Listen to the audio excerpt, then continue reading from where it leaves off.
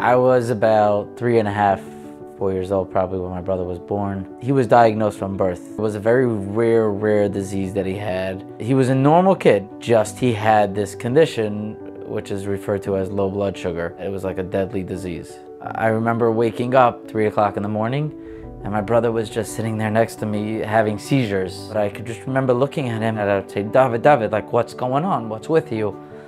And he wouldn't answer me. That was like the first time I think I really understood. This is 24/7. This was life and death. This was a real situation.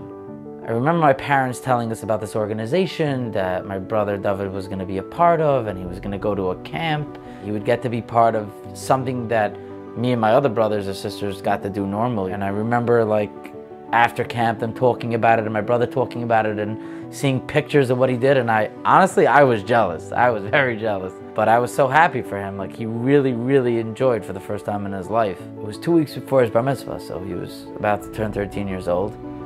And I remember that night so clearly.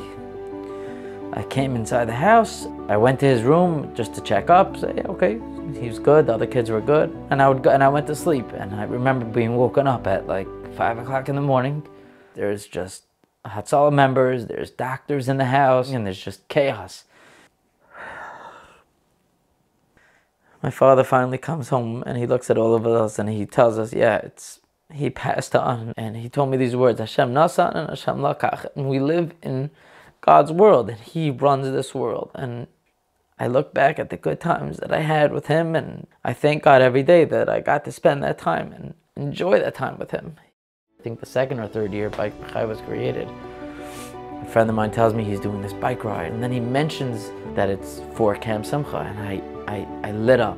I got this crazy amount of energy built up inside of me. And I remember that time when I was 10 years old that I first witnessed a real, like one of my brother's events. And I thought to myself, I said, here's my opportunity.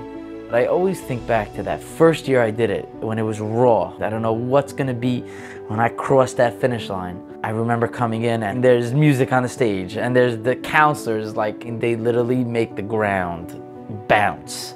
And then you see the campers and you see the smile on these kids' faces and you see the impact right there in front of you that you make for these kids.